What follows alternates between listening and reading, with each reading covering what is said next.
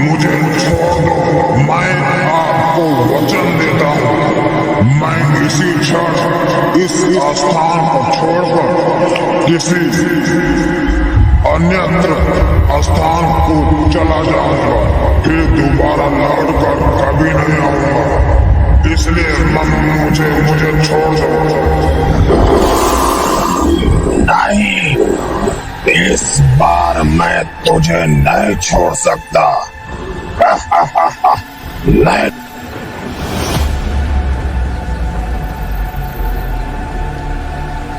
राघव एक 5 star hotel की कुर्सी पर बैठा अखबार पढ़ रहा था। अचानक उसकी नज़र एक खबर पर पड़ी और उसका दिल थम सा गया। अकोढ़ापुर गांव भूकंप से पूरी तरह नष्ट, कोई भी जीवित नहीं बचा। यह वही गांव था जहां उसका बचपन बसा था। बिना सोचे समझे राघव तुरंत निकल पड़ा। लेकिन हैरानी की बात यह है कि वह अपने गांव तक कभी पहुंचा ही नहीं। राघव मरा नहीं है, वह पूरी तरह जिंदा है। लेकिन सवाल यह है कि फिर वह कैसे पहुंच गया एक दूसरी दुनिया में, एक ऐसी रहस्यमय जगह जहां आत्माएं, शैतान और प्रेतों का राज है। यह अब तक भी अनसुलझा रहस्य है और सच कहूं तो मैं खुद भी इस तलाश में हूं। आज हम आपके लिए लेकर आए हैं इस सफर का अगला अध्याय, विचित्र दुनिया भाग 7। याद रखिए, यह कहानी पूरी तरह काल्पनिक है, फिर भी हर मोड़ आपको सोचने पर मजबूर करेगा। कहानी को ध्यान से सुने और महसूस करें। अगर आपको यह सफर अच्छा लगे तो लाइक, कमेंट और शेयर करके इस छोटे से ऑडियो चैनल ऑथर केदार को जरूर सपोर्ट करें। जुड़े रहिए, क्योंकि विचित्र दुनिया का यह रहस्यमयी सफर अभी जारी है। धुमरा राक्षस पांड्या पहाड़ के ऊपर शिव मंदिर के निकट एकांतवासी समाधिस्थ है। रात्रि के अब 9 बजने वाले हैं। आज की रात्रि अमावस की प्रथम पहर की काली रात्रि है। आज ही उसे अपने इस राक्षस योनि से सदा सदा के लिए मुक्ति मिल जाने वाली है। उसके चारों तरफ दिव्य प्रकाश की चंचल किरणें अपनी तेजोमय आभा के लिए पूर्ण आह्लादित है। तभी उसके करीब उसके मुखमंडल के सम्मुख एक सफेद परिधान पहने अलौकिक दिव्यता से परिपूर्ण सत्य पुरुष का आगमन होता है। वह मंद मंद मुस्कान बिखेरे हुए धुमरा राक्षस को संबोधित करता है। हे धुमरे, हम विधाता के भेजे हुए देवदूत हैं। हम आपसे कुछ आवश्यक बातें करना चाह रहे हैं। आप अपनी आंखें खोलिए। देवदूत के तीसरे संबोधन में धुमरा राक्षस ने अपनी दोनों आंखें खोलकर आश्चर्यजनक दृष्टि से देवदूत को निहारने लगा। देवदूत ने अति विशिष्ट भाव से मुस्कुराते हुए कहा, हे भद्र, अब आप वैकुंठ लोक के अधिकारी बन चुके हो। अब आपकी यह राक्षस योनि, जिसमें तुम हजार हजार कल्पों से निवास कर रहे हो, इससे अब तुम्हें मुक्ति मिलने वाली है। ईश्वर आदेशानुसार आज रात्रि 12 बजे तक का समय आपके कायाकल्प के लिए सुनिश्चित किया गया है। अतः आप इसके मध्य जो भी कार्य करना चाहेंगे उसे आप अविलंब ही सफलता पूर्वक पूर्ण कर सकते हैं। आपके मन के अनुरूप आपके सोचे हुए सारे कार्य निष्ठक रूप से संपन्न होंगे। इसके पश्चात यदि आपके मन में कोई जिज्ञासा हो तो उसे निसंकोच पूछ सकते हो। का एक एक शब्द पारदर्शी एवं सत्यपूर्ण था, जिसे सुनकर धूम्रा राक्षस ने आभार व्यक्त करते हुए बड़ी विनम्रता के साथ बोला, हे देव, आपने हमारे ऊपर बड़ा ही क्षोभ किया है। हम इतने अल्प समय में जो भी निर्णय लें वह पूर्ण सत्य हो। तथास्तु। इतना कहते हुए देवदूत ने अपने होठों पर अति मधुर मुस्कान बिखेरते हुए अंतर ध्यान हो गए। अब धूम्रा राक्षस को पूर्ण यकीन हो गया कि उसके जाने का समय आ चुका है। वह तेजी के साथ सोचने लगा था कि इतने अल्प समय में वह क्या क्या करे। वह तत्क्षण बिना एक पल का समय गवाए हुए अपने योग मंत्र से टोनी पहाड़ पर गए हुए साथियों के विषय में जानकारी जुटाने लगा। अचानक वह चौंका।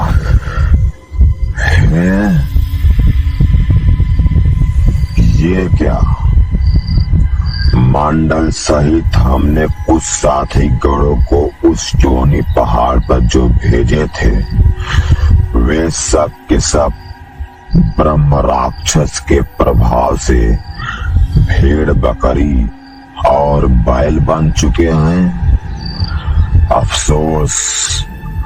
अफसोस कि वह धूर्त इन सभी की बलि भी देना चाह रहा है।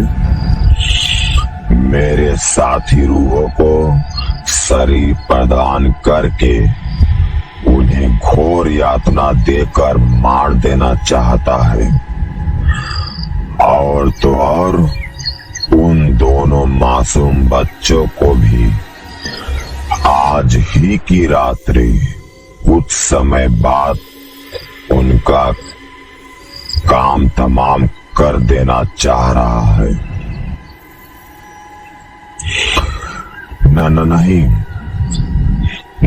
नहीं, मैं ऐसा हरगिज भी नहीं होने दूंगा। ओ, याद आया, मंत्र योग के बल से जो मैं पहले देखा था, आज वही मुझे मेरे सामने प्रत्यक्ष रूप में दिखाई पड़ने लगा है। किंतु मैं ऐसा हरगिज नहीं होने दूंगा। मैं आ रहा हूँ, वहीं आ रहा हूँ जहाँ तुम जैसे बनावटी जादूगर सत्य और धर्म को सदा सदा से ही लज्जित करते आ रहे हो। मैं आ रहा हूँ, मैं वहीं आ रहा हूँ। मूर्ख, मेरे उन धर्म राक्षसों को अपने जादू के प्रभाव से बंदी बनाकर उनका अपमान क्यों कर रहा है? अब तेरे पाप का घड़ा भर चुका है। तुम दंड के पूर्ण अधिकारी बन चुके हो। अतः अब तेरे कारण मुझे शपथ लेना ही पड़ गया है कि तेरी भी मुक्ति मेरे साथ हो जाए। कुछ भी बुरा नहीं होगा। मैं वैकुंठ लोक जाने से पहले ही जिस पाप के आयुध से तुम उन्हें काट रहे हो, उन्हें मार रहे हो, उन्हें घायल कर रहे हो, तेरे उसी आयुध से तेरा विनाश न कर दिया या तुझे दंड न दे दिया तो मेरा भी नाम धूम्रा राक्षस नहीं।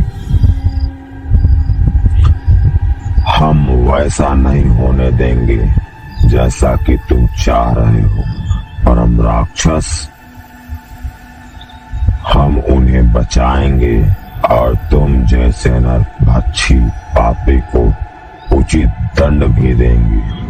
अचानक वह धूम्रा राक्षस अपनी बंधी हुई शिखा को एक झटके के साथ खोल दिया और फिर अचानक उसके मुख से भयानक गुर्राहट निकलने लगी।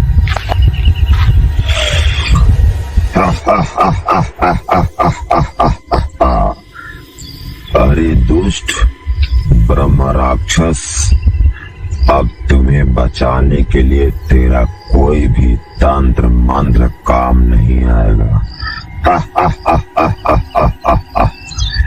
उसकी लाल लाल सुर्ख आंखें जैसे रक्तों से भरी हुई अब बाहर की तरफ निकलने वाली हो। वह अपने आसन से अचानक उठते हुए अपने शरीर को एक तीव्र झटका दिया और फिर जोर जोर से अट्टहास करने लगा।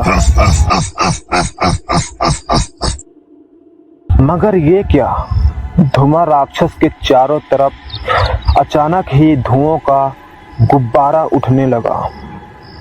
शुरू में सफेद धुआं का और फिर बाद में काले काले धुओं का तांडव उसके चारों तरफ भयावह दिखाई पड़ने लगा।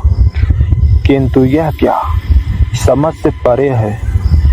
वह धूम्रा राक्षस धुओं के मध्य एक गोलाकार परिधि बनाकर उसी में विलीन होते हुए धुओं के साथ आकाश के दक्षिण दिशा में उड़ता हुआ गायब हो गया।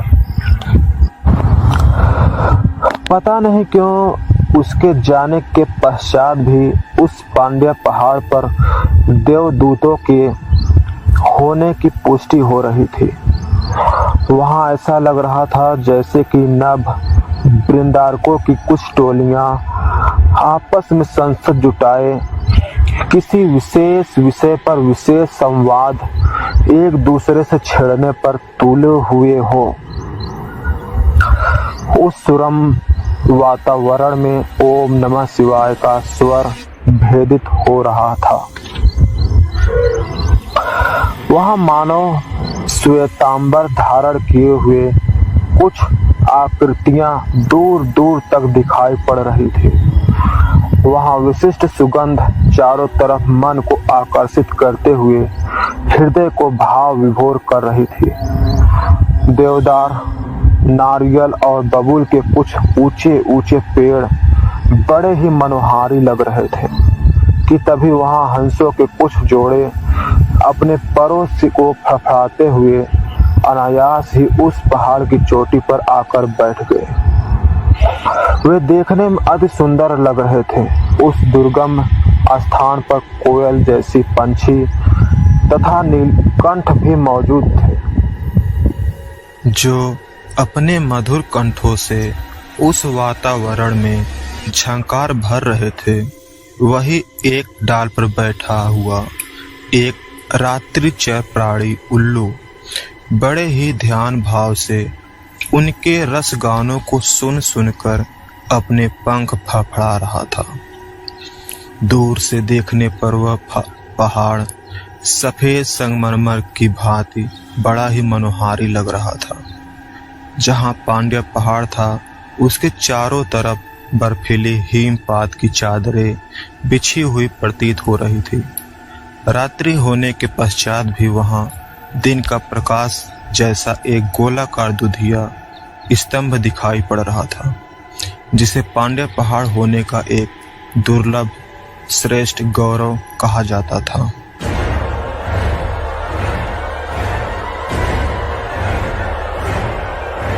आज उस टोनी पहाड़ पर महाउत्सव का विस्तार था। पहाड़ के चारों तरफ जैसे आकाश मंडल की समस्त तारा बलियां उतरकर झालर मोतियों की भांति बिजली की गति लिए वहां चमक रही हो।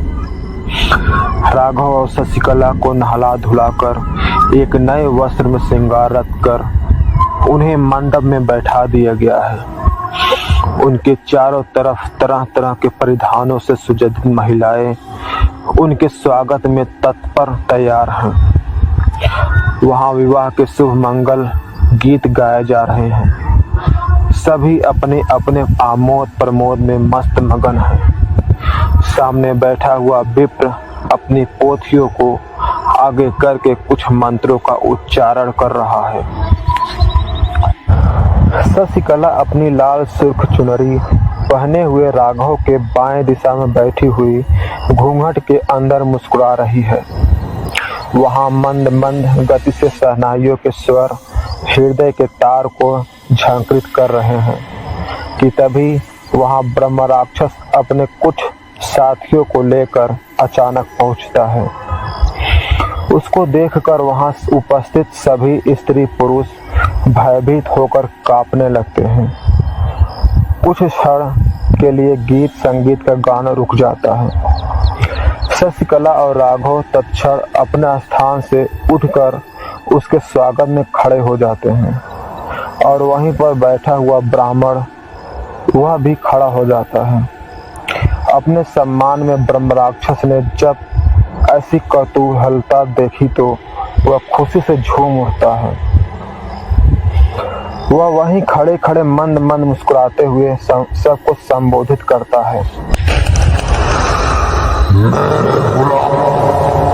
जैसा कि हमने आप सबको पहले भी बता दिए थे कि आज शशिकला बेटी और राघवेंद्र इन दोनों का ब्याह होगा और इसके पश्चात इन दोनों की इसी स्थान पर बलि भी चढ़ाई जाएगी, जिससे कि हम सब शशिकला और राघवेंद्र के शरीर को टुकड़े टुकड़े करके उसे बटुए में पका सके और फिर दारू शराब के साथ इनके पके हुए मांस को खा खाकर आनंद ले सके, जिससे हमारा यह उत्सव आनंद से भर जाए। लेकिन बाबा, हम सब कैसे खाएंगे? हम सभी की तो आप बलि चढ़ा देंगे। कैसे खाएंगे? कैसे खाएंगे? आओ ना बाबा, हम कैसे खाएंगे? हम सभी कैसे खाएंगे? बताओ ना बाबा, बताओ ना बाबा। शशिकला ने रुहासे भाव में ब्रह्म राक्षस से पूछा। इतना सुनते वह ब्रह्म राक्षस जोर जोर से ठहासा मारते हुए शशिकला से कहा, बेटी शशि, पहले अपनी इस लड़के से शादी रचाओ, इसके बाद इसके साथ तुम अपने आप को बलिदान हो जाओ। यही हमारा हुक्म है। फिर तुम दोनों के रूपों से हम पुनः शादी रचाएंगे, समझी क्या समझी? उसके बाद तुम दोनों अपनी ही शरीर का गोश्त बड़े ही शौक से खा सकोगे। दारू शराब के साथ अपना स्वादिष्ट मांस चखोगे। समझी क्या समझी? हम इसके लिए तैयार हैं बाबा। राघवेंद्र और शशिकला दोनों ही साथ में बड़े ही प्रसन्नचित्त से बोले थे। सम्मोहन मंत्र की शक्ति टोनी पहाड़ के जर्रे जर्रे में समाहित था। सभी उसके बस में थे। क्या मानव शरीर, क्या शरीर रहित आत्माएं। वह पुनः जोर से गरजा,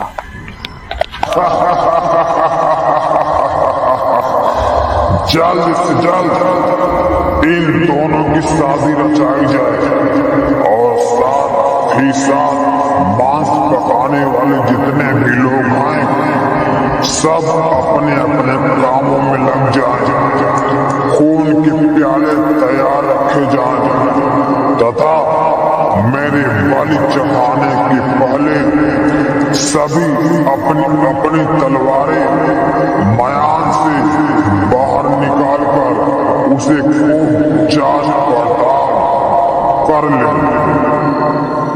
किंतु तभी वहां शादी कराने वाला ब्राह्मण ब्रह्म राक्षस से बड़े अदब के साथ बोला, मेरे आका बस इन दोनों के साथ हवरिया घूमने दीजिए, फिर उसके बाद आप इन दोनों की बलि चढ़वा दीजिएगा और फिर हम इन दोनों की रूहों से शादी कराने के लिए यहीं पर तटस्थ खड़े रहेंगे।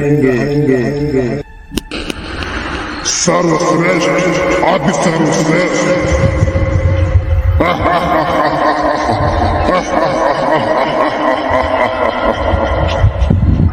ब्राह्मण को शाबाशी देते हुए ब्रह्म राक्षस ने खुशी खुशी कहा, हे विप्र, तुम्हारी ऐसी बातें सुनकर मुझे अच्छा लगा।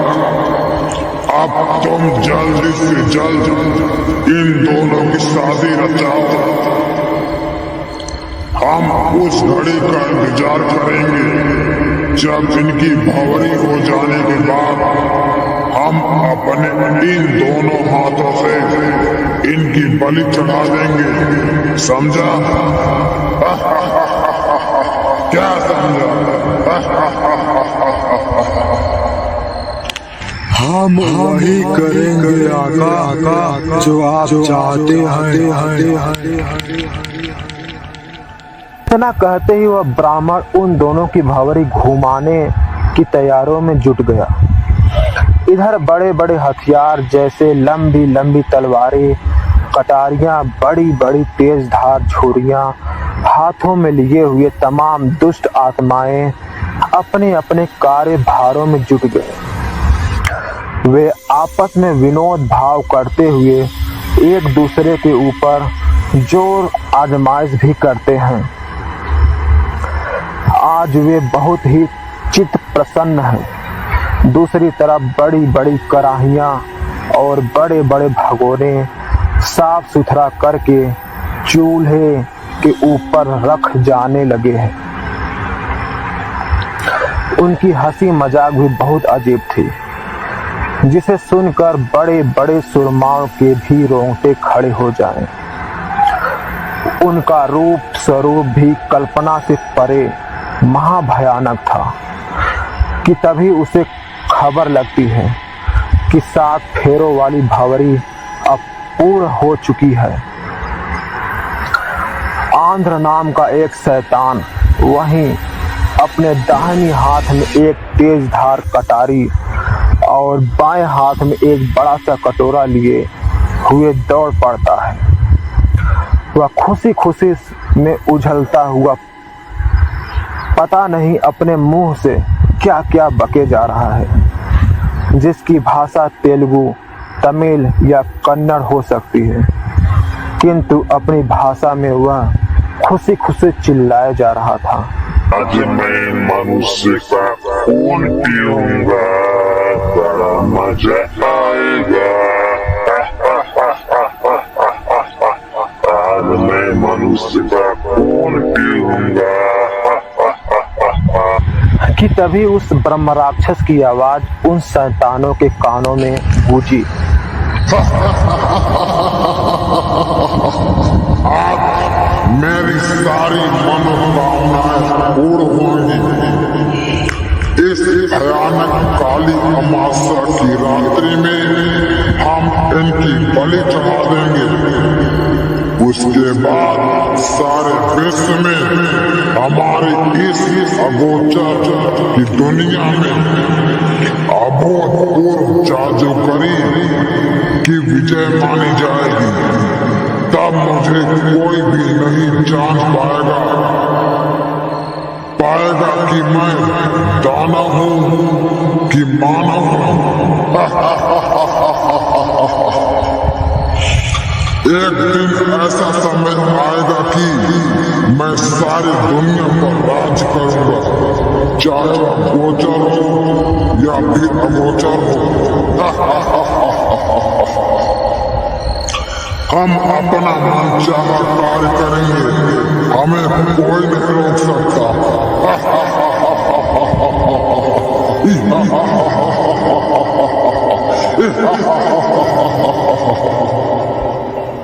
वह बड़ी कुटिलता से बोले जा रहा था।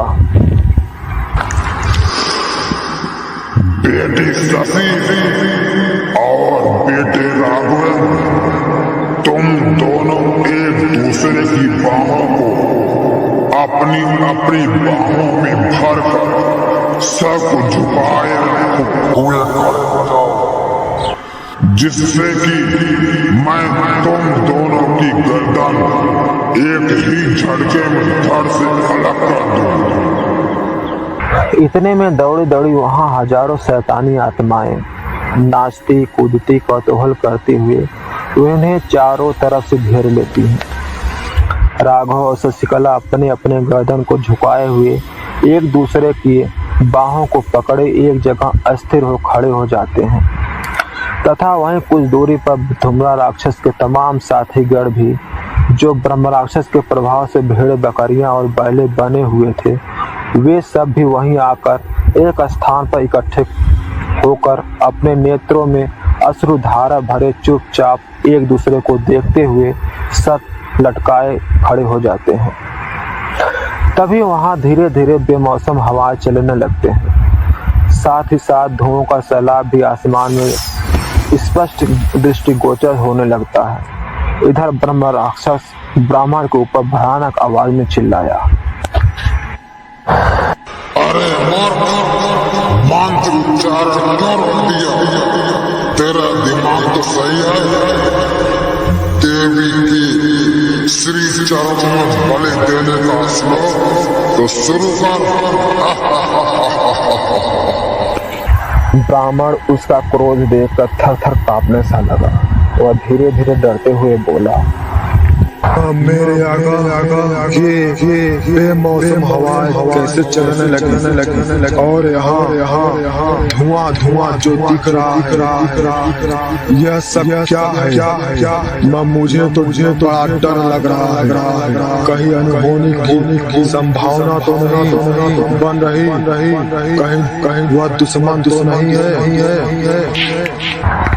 इतना सुनते ही वह ब्रह्म राक्षस घबराया। तत्पश्चात ही वह अपने हाथ में लिया हुआ तलवार राघव और शशिकला के गर्दन पर जैसे ही चलाना चाहा, मगर ये क्या, वह तलवार अचानक ही उसके हाथ से छूटकर हवा में लहराती हुई पता नहीं कहां विलीन हो गई। साथ ही साथ जितनी भी वहां माया शक्ति थी, क्षण मात्र में ही विलुप्त सी हो उठी। धीरे धीरे वहां की सारी शैतानी आत्माएं, घर महल, वैवाहिक कार्यक्रम की महिलाएं, दानव राक्षस शैतान सब के सब भूत प्रेत गायब हो गए। किंतु वहां पहले से बैठी भेड़ बकरियां और बैले जो थी, वह सब के सब धुम्रा राक्षस के वफादार साथी थे, जो देखते ही देखते अपने असली रूप में यानी कि राक्षस रूप में आ गए। किंतु वहां पलक झपकते ही ऐसा बदलाव हुआ जिसे आप अद्भुत चमत्कार भी कह सकते हैं। पालछीन मात्र में ही वहां की सारी भीड़ भरी उत्सव लीलाएं ऐसे गायब हो गईं जैसे कि गधे के सर से सींग गायब हो जाती हैं। अब वहां राघव और शशि के अलावा अन्य 3 और मानव प्राणी थे। इनके अलावा वहां सिर्फ इकलौता टोनी पहाड़ था। राघव शशि की भांति वे तीनों भी उनके कुछ दूर हटकर आकाश में तैर रहे एक बलिष्ठ राक्षस को देख जा रहे थे, जो ब्रह्म राक्षस को अपनी भुजाओं में कसकर दबोचे हुए एक गोलाकार परिधि बनाए गिद्धों की भांति वहीं चक्कर काट रहा था। वह और कोई नहीं था बल्कि वह धुम्रा राक्षस था, जिसके बाहु पास में जकड़ा हुआ ब्रह्म राक्षस डर के मारे छटपटा रहा था, चिल्ला रहा था। उसके बलिष्ठ भुजाओं में फंसा हुआ वह तड़प रहा था। वह धुम्रा राक्षस गिद्धों की भांति आकाश में मंडराता हुआ उसे कठोर बाड़ी में गजरते हुए चिल्लाया, अरे मूर्ख, तेरा नाम ब्रह्म राक्षस कैसे पड़ गया? ब्रह्म राक्षस का मतलब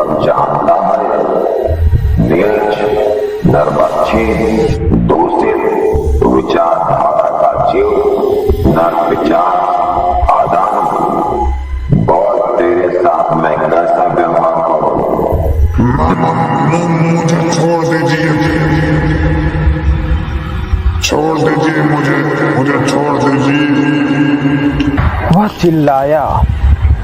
मुझे क्षमा कर दीजिए, ऐसे मुझे मत मारिए।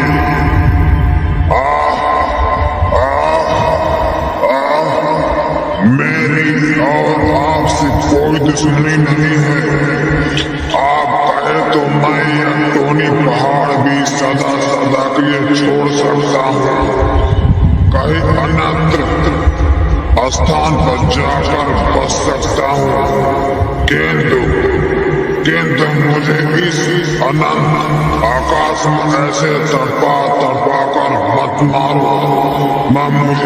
मुझे यहाँ बहुत डर लग रहा है।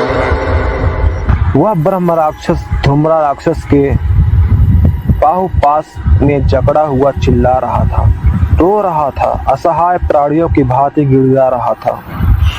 किंतु धूम्र राक्षस उसके दर्द को समझते हुए भी नजरअंदाज करके बोला, तुमने अपने जीवन में ऐसा कौन सा भला काम किया है जो मैं तुझ पर तरस खाऊं, सहानुभूति दिखाऊं? तुमने तो अपने जीवन में निर्दोष प्राणियों के ऊपर अत्याचार ही किया है, उनकी जिंदगी से खिलवाड़ किया है, उनके जीवन में मीठे जहर का प्रयोग करके उनकी जिंदगी छीन लिया है। इसलिए तुम क्षमा के योग्य नहीं हो सकते। तुम जहां से आए हो अब वहीं तुम्हें जाना होगा। यहाँ तेरा रहने का कोई अधिकार नहीं। तू जा वहीं जा, बस बंगाल की खाड़ी में जा, जहां से तू आया था, अब वहीं जा। इतना कहते ही वह धूम्र राक्षस 4 से 5 किलोमीटर की ऊंचाई से धक्का देकर उसे बड़ी तीव्र गति से किसी गेंदे की भांति हवा में पूर्वी दिशा की तरफ उछाल दिया। किंतु ये क्या, ब्रह्म राक्षस पुनः बिना एक पल गवाए हवा में कलाबाजी खाता हुआ धूम्र राक्षस के सर के ऊपर मंडराने लगा और जोर जोर से अट्टहास करता हुआ गुस्से में चीखा,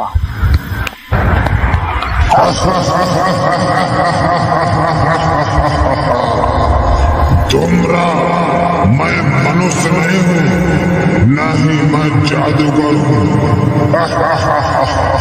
तुमने मुझे पहचानने में देरी कैसे लगा दिया?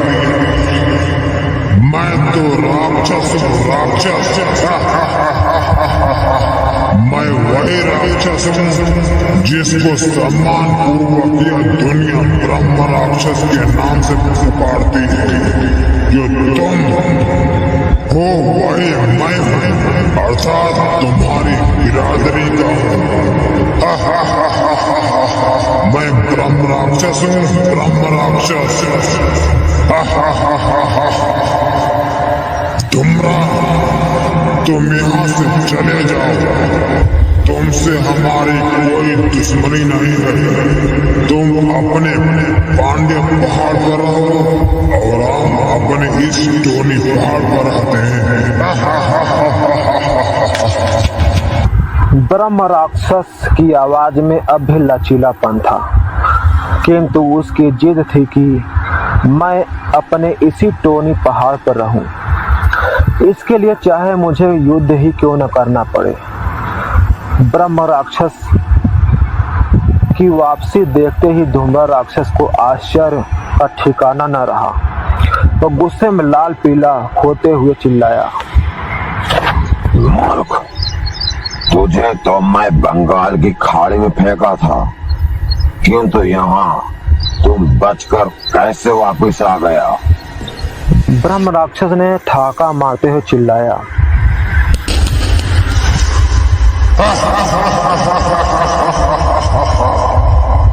तुझे इतना भी नहीं मालूम कि मैं कैसे वापस आ गया? क्योंकि मैं सर्वशक्तिमान हूं। मेरा नाम ब्रह्म राक्षस है। मैं पिचासों का पिचास और शैतानों का शैतान हूं। भूत प्रेतों का बादशाह और दुश्मनों का काल हूं। इसलिए आप भी कहता हूं कि तुम अपने स्थान पर चले जाओ और हमें यहीं टोनी पहाड़ पर रहने दो। तुमसे हमारा कोई बैर भाव नहीं है। यदि मेरी बात नहीं मानते हो तुम मुझसे युद्ध कर सकते हो। धूम्रा राक्षस आग बबूला होते हुए चिल्लाया। अरे दोस्त, मैंने तुझे ठीक से समझा नहीं। वास्तव में तू नीच प्रजाति का महामूर्ख शैतान है। तो नीच है, अधम है, इसलिए तेरे रोम रोम से दुर्गंध आती है। तो कामी, कुटिल और व्याभिचारी है। तो मेरी दृष्टि के सामने हट जा, अन्यथा। धूम्रा राक्षस की एक एक वाणी जैसे मुख से चबाई गई हो, वह अनवरत बोले जा रहा था। अरे नरभक्षी, पैशाचिक आत्मा, नरदेह का रुधिन पीने वाले तुम ब्रह्म राक्षस कैसे बन गए? ब्रह्म राक्षस तो सदा ही न्यायिक होते हैं। उनकी सोचे पूर्ण सकारात्मक शाकाहार होती है। वे किसी को सताती नहीं है। वे किसी का रक्त नहीं पीती। वे किसी को अनायास परेशान नहीं करती। वे धार्मिक होती हैं। उनकी कर्तव्य परायणता प्रकृति के अनुकूल होती है। ब्रह्म राक्षस सदा ही ईमानदार और कर्तव्यनिष्ठ होते हैं। वे अपने वचनों के पालक होते हैं। किंतु अफसोस, इतने गुणों में भी तुम्हारे पास एक भी गुण नहीं है जिसे हम तुम्हें ब्रह्म राक्षस कह सके। तो ब्रह्म राक्षस नहीं, एक घिनौना आदमखोर राक्षस है। घिनौना शैतान है तू। अब तू निश्चित ही मेरे लिए दंड का पात्र बन चुका है। तेरा संहार करना ही मेरे लिए अब मेरा कर्तव्य बन चुका है। तभी एक तेज धार आयुष से ब्रह्म राक्षस ने धूम्रा राक्षस के ऊपर अचानक तीव्र गति से प्रहार कर दिया। किंतु ये क्या, धूम्रा राक्षस ने खिसिया कर उसके आयुध प्रहार को अपने हाथों से लपक लिया और फिर पलक झपकते ही उसी की आयुध से उसी के ऊपर चला दिया। वह चूका इससे पहले कि वह इस भयानक कटार से बच पाता। कटार सीधे उसकी छाती में प्रवेश करती हुई उसके आर पार हो गई और ब्रह्म राक्षस वहीं असीम पीड़ा से छटपटाते हुए चिल्लाया कि तभी धूम्रा राक्षस बिना एक पल गवाए उसके ऊपर छलांग लगा दिया।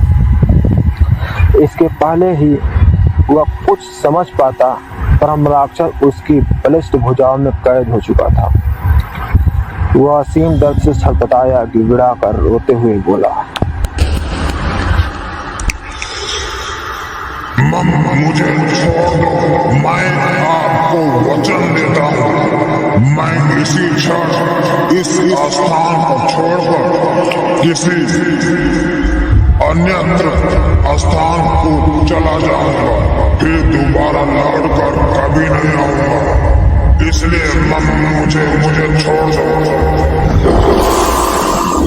नहीं, इस बार मैं तुझे नहीं छोड़ सकता। नहीं छोड़ूंगा। धूम्रा राक्षस ने गरजते हुए कहा, लेकिन तू घबरा नहीं। इस बार तुझे बंगाल की खाड़ी में नहीं, बल्कि तुझे काशी में काल भैरव के पास भेजूंगा, जहां से तेरी सदा सदा के लिए मुक्ति हो जाएगी। ये ले। इतना कहते ही वह तत्क्षण ब्रह्म राक्षस को वाराणसी के काशी घाट उत्तर प्रदेश की तरफ हवा में उछाल दिया। बुद्ध ने कहा है, प्राण हर एक जीव में समान है। जब हम किसी को मारकर उसके शरीर को भोजन बनाते हैं तो यह केवल हिंसा नहीं बल्कि उस दया का और करुणा का हनन है जिसे जीवन का आधार कहा गया है। ऐसा कर्म हमें उस अंधकारमय मार्ग की ओर ले जाता है जहाँ ब्रह्म राक्षस जैसी विकृति आत्माएं भटकती हैं। राघव का सफर अब और भी रहस्यमय हो चुका है। क्या वह इस विचित्र भूतों प्रेतों से भरी दुनिया से बाहर निकल पाएगा? क्या वह अपनी असली दुनिया में लौटेगा जहां उसके लोग, उसकी यादें और उसका अकोढ़ापुर गांव उसका इंतजार कर रहा है? इन सवालों के उत्तर छिपे हैं विचित्र दुनिया भाग 8 में। आपके विचार हमारे लिए अनमोल है। कमेंट में बताएं कि केदारनाथ भारती की लेखनी और नागन बहादुर की आवाज़ में यह सफ़र आपको कैसा लगा। लाइक और शेयर करके इस कहानी को और लोगों तक पहुंचाएं। धन्यवाद।